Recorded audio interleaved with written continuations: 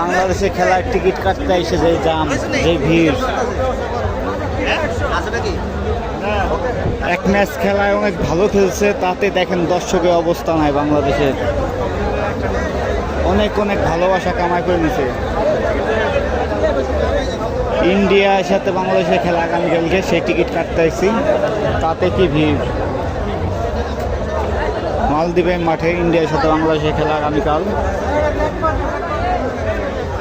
অনেক অনেক ভালোভাবে টিকিট কাটার লাইনটা দেখেন।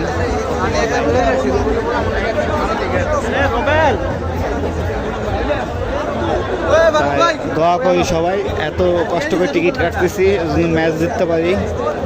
ভাই ব্রাদার সবাই দোয়া করেন, বাংলাদেশে মানটা রাখতে পারে। সকলে খেলা দেখতে চলে আসি।